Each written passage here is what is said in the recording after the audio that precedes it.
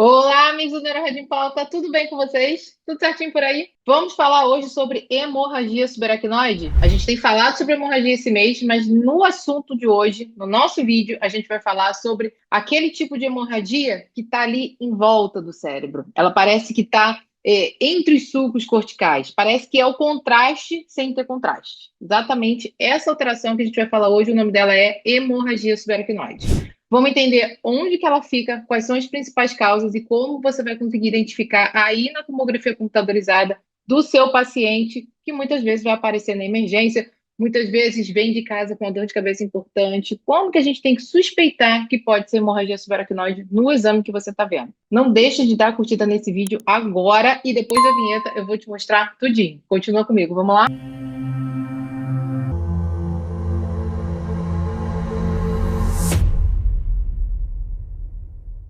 Então, no vídeo de hoje, a gente vai falar sobre hemorragia subaracnoide. A gente já falou aqui sobre hematoma subdural, se você quiser, você acessa aqui através desse link. Já falamos sobre hemorragia extradural, se você quiser, você acessa aqui nesse link.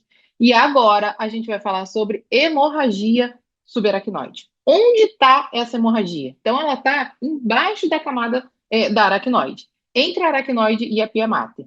Lembrando que a gente tem três camadas de meninge, a dura mater, aracnoide e a pia mater, e entre cada uma delas existem espaços virtuais que podem ser ocupados por algumas estruturas, tumor e sangue também. Então, no caso da hemorragia subaracnoide, ela fica embaixo da aracnoide, subaracnoide, entre a aracnoide e a pia. Ou seja, ela vai desenhar o cérebro. Essa que é a grande característica da hemorragia subaracnoide. Ela vai envolver todo o parênquima cerebral.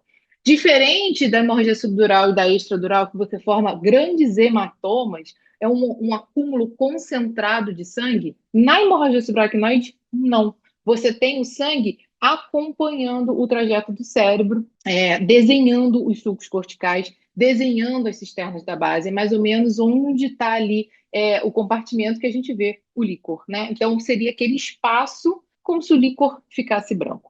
A aracnoide, né? A membrana aracnoide, ela está relacionada à localização do líquor e o sangue ele vai se acumular como se ele tivesse em volta do parênquima. Então, essa é a nossa ideia. Esse é o que a gente tem que pensar para hemorragia subaracnoide. Vamos ver exatamente onde que ela fica? Vou mostrar aqui para vocês. Então, esse aqui é o esquema de onde está a hemorragia subaracnoide. Lembrando, de novo, aqui na nossa anatomia das meninges, né?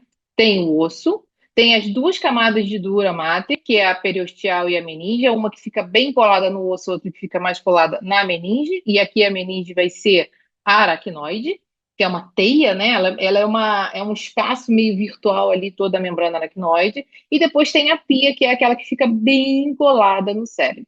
Lembrando que a aracnoide é que está relacionada ao espaço licórico ali, aquele espaço por onde o líquor circula, e no espaço subaracnoide, né? Entre ela efetivamente a pia, a gente tem algumas estruturas que passam, dentre elas alguns vasos, que é onde a gente pode ver os sangramentos de causa por rotura aneurismática, mas também é um lugar comum onde a gente pode ter alterações de sangramento pós-traumáticas. Então, duas grandes causas de hemorragia subaracnoide, elas vão ser ruptura de aneurisma e trauma. Então, no trauma, a gente procura também os hematomas, mas a gente não pode deixar de olhar para as alterações relacionadas ao tipo de sangramento, que são os sangramentos de origem por lesão de pequenos vasos que estão ali no espaço subaracnoide e, consequentemente, vão fazer a hemorragia subaracnoide, tá?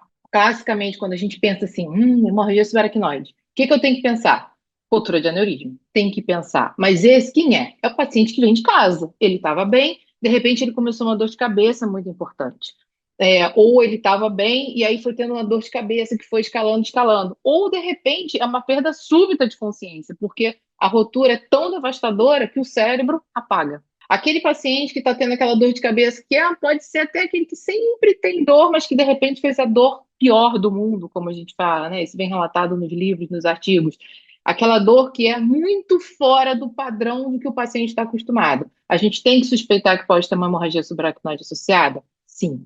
Tem que procurar aneurisma? Sim, obrigatoriamente. E aneurisma a gente procura com angiotomografia ou angiorressonância. Não dá para procurar aneurisma com ressonância ou tomografia com contraste. Não é o jeito certo. O jeito certo é olhar para o vaso. Isso é super importante para fazer esse diagnóstico. Senão você vai perder o diagnóstico. Vai achar que está normal e não está. Existem outras causas de hemorragia subaracnoide? Sim. Todas essas causas, elas aparecem como doenças vasculares, né? Podem ser causas de enxaqueca, hemorragia subaracnoide, muitas vezes que a gente não define a causa. Tem um capítulo sobre isso lá na pós-graduação, que se você quiser conhecer mais, não deixe de clicar no link que tem na descrição. Tem alguns capítulos sobre isso também no princípio de ressonância magnética, se você está num nível mais iniciante, não deixe de conhecer o curso e já começar a entender como você vai usar a ressonância no diagnóstico das doenças neurológicas, também tem a descrição aqui no vídeo. Nesse vídeo de hoje, a gente vai tratar mais sobre as alterações de origem pós-traumática. Então, esse esquema aqui é um esqueminha da Radiopedia, a descrição dele também está aqui, a referência dele também está na descrição do vídeo. E o que eu quero mostrar agora para vocês é efetivamente como isso aparece na imagem. A imagem mais clássica que a gente pode ter de hemorragia subaracnoide é aqui, né? Então, o que eu falei para vocês, esse exemplo aqui também é um exemplo da Radiopedia, também está a descrição dele, a referência dele na descrição do vídeo. O que vocês podem ver é branco, onde deveria ter líquor. Então, a gente está vendo hiperdenso no espaço licórico, né? Como se fosse no espaço licórico, que é a região onde deveria estar hipodenso. Hipodenso como fica nos ventrículos, como fica aqui, ó, um pouquinho de hipodensidade ali em volta do cérebro.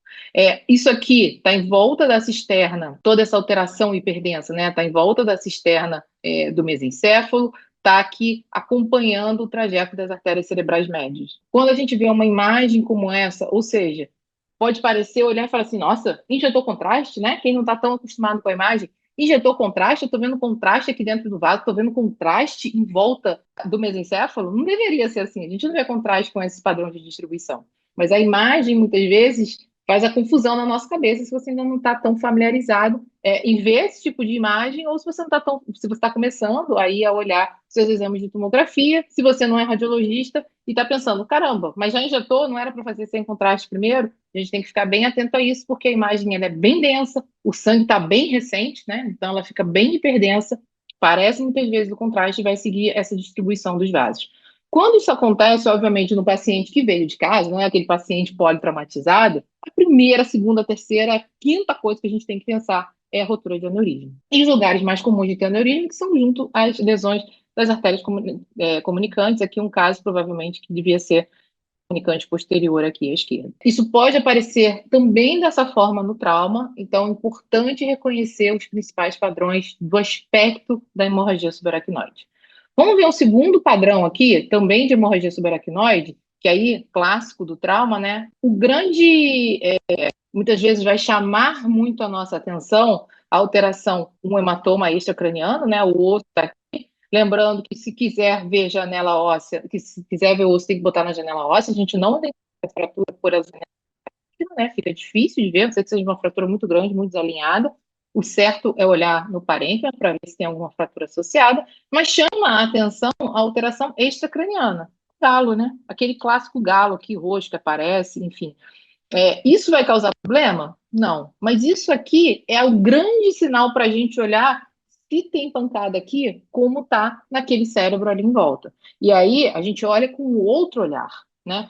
Esquece o que está acontecendo do lado de fora, porque do lado de fora está todo mundo vendo. Se tiver uma lesão corto-contusa, vai ser abordada, enfim. Mas o importante na tomografia é a gente ver o que está acontecendo lá dentro. E lá dentro, o que a gente vai valorizar? Ó, o branquinho desenhando o cérebro. Lembra que eu falei para vocês? Vai ficar a hiperdensidade do sangue desenhando os sulcos corticais, desenhando as cisternas. Então, a gente já viu um caso de cisterna, agora a gente está vendo um caso aqui. Esse caso também é da Radiopedia, também tem a referência dele lá na descrição do vídeo.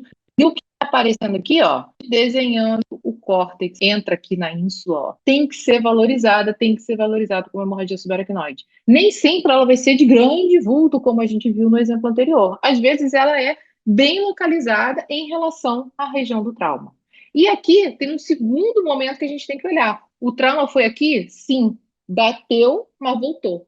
A lesão do contragolpe também pode fazer hemorragia subaracnoide. Então, não deixe de olhar a região temporal, mais ou menos, aqui talvez ficando um pouquinho, tem que ver melhor quanto está o nível que a gente está de corte, né? Mas aqui, ó, várias áreas de hipertensidade. Importante a gente entender que isso não está dentro do cérebro, isso está fora do cérebro, caracterizando a hemorragia subaracnoide. É óbvio que pode ter contusão parenquimatosa junto, porque foi onde bateu? Também pode. Tudo pode estar misturado numa alteração pós-traumática, né? Então, a gente poderia ter um subdural em alguma região também? Também poderia. O subdural também pode estar acompanhado de hemorragia subaracnoide? Também pode. Então, todos esses tipos de hemorragia, eles podem vir em conjunto. E eu estou mostrando a vocês aqui como identificar cada uma de forma isolada para não perder o diagnóstico de cada uma. Porque o subdural tem determinadas consequências e um tratamento de um jeito. A hemorragia subaracnoide tem outras consequências. O clássico da hemorragia subaracnoide, depois de uma semana, 10 dias, é induzir o vasoespasmo. Então, o que a gente está vendo agora como sangue pode voltar aqui nessas regiões como áreas de infarto, como áreas de AVC lá na frente. O acompanhamento da hemorragia subaracnoide ele não é um acompanhamento de agora, né? Primeiro que, obviamente, normalmente são pacientes grávidos, eles vão ter que ficar no hospital para manter o controle daquilo ali como está acontecendo. Muitas vezes tem hipertensão intracraniana, vai ter que ser uma abordagem de neurointensiva, algo bem mais grave. Mas mesmo nas hemorragias subaracnoides mais discretas, o acompanhamento daquele paciente ali a curto prazo, ele é necessário por conta das complicações que podem aparecer lá na frente. Então, no princípio de ressonância magnética, a gente fala sobre isso. Na pós-graduação, a gente também fala sobre isso, da importância de você manter esse acompanhamento, de como você vai fazer efetivamente essa identificação do paciente ali no momento do atendimento inicial. Então, não deixem de olhar como está o suco. Tá na dúvida? O cérebro, ele é o melhor órgão que tem, porque ele tem um lado igualzinho ao outro. Então, se eu estou vendo isso aqui, não sei o que que é, eu olho para o outro lado, não tem do outro lado. Então, tem alguém errado. Alguém está errado. E branco no cérebro não pode, branco no cérebro é sangue. Então, lembrar da hiperdensidade e de que você pode colar efetivamente do outro lado e avaliar que, ó, aqui tem, então tá errado. Aqui tem, aqui não tem, tá errado. E, obviamente, vai ter edema cerebral nessa região, pode já ter uma hipodensidade do parênquima adjacente, vai ter redução da amplitude do sulco, todos os outros comemorativos que a identificação da hemorragia tem que fazer a gente buscar. Do mesmo jeito nos hematomas. Tem o hematoma? O que está acontecendo naquele parênquima adjacente? O que está acontecendo com a linha média? Aqui também. A gente vai fazer da mesma forma. Viu hemorragia, tem que ver quais são as consequências que aquilo ali está causando. Então, no vídeo de hoje, a gente falou sobre hemorragia subaracnoide, que é aquela que acontece no espaço entre a aracnoide e a pia. Então, é aquele espaço que está colado no cérebro, ali mais ou menos como se a gente estivesse vendo o líquor, só que a gente vai ver o líquor não hipodenso e sim hiperdenso. É aquele sangramento que ele não forma um hematoma, mas ele vai acompanhando o trajeto do cérebro. Então, ele entra nos sulcos, ele ocupa as cisternas, ele vai ocupar todo aquele espaço que é naturalmente ocupado pelo líquor. Ele pode desenhar o trajeto dos vasos. A gente tem que pensar em duas causas principais, que é sangramento relacionado à ruptura de aneurisma. Esse, né, com uma história mais característica, o paciente que estava em casa, sem nenhum trauma, ou trauma. E aí, no trauma, ele pode vir associado com os outros tipos de hematoma também. O importante é que a hemorragia subaracnoide causa, né, alterações também a curto barra longo prazo, ou seja, a gente tem que ficar de olho nesse paciente para entender o que vai acontecer na próxima semana, porque ela pode induzir o vasoespasmo e levar a áreas de isquemia cerebral que não existiam lá no momento inicial, que existem por conta desse vasoespasmo, principalmente se for um vasoespasmo severo. Então, esse é aquele paciente que você tem que ter um outro olhar, diferente do olhar que você tem para cada tipo de hematoma subdural ou extradural. São hemorragias que podem acontecer juntas, principalmente no contexto de trauma, mas é importante identificar cada uma de uma maneira diferente e colocar tudo isso no laudo. E como eu falo sempre em hemorragia, detectou hemorragia? Ótimo, descreve, coloca onde ela está, mas também tudo que está acontecendo no parênquima adjacente. Então, se tem compressão, se tem edema associado, redução de amplitude do sulco, compressão ventricular, desvio de linha média, herniação. São informações que não podem faltar no seu laudo dos pacientes relacionados à alteração pós-traumática e com presença de hemorragia, seja ela de que causa for, mas enfim, no nosso contexto aqui falando sobre trauma. Se você gostou desse vídeo, não deixe de dar aquela curtida. E esse vídeo também é importante para o seu colega de plantão. Então, não deixe de compartilhar com ele, para que ele também tenha acesso a essas informações, que vocês juntos virem uma potência ainda maior no diagnóstico dos pacientes. E eu te espero aqui na próxima semana.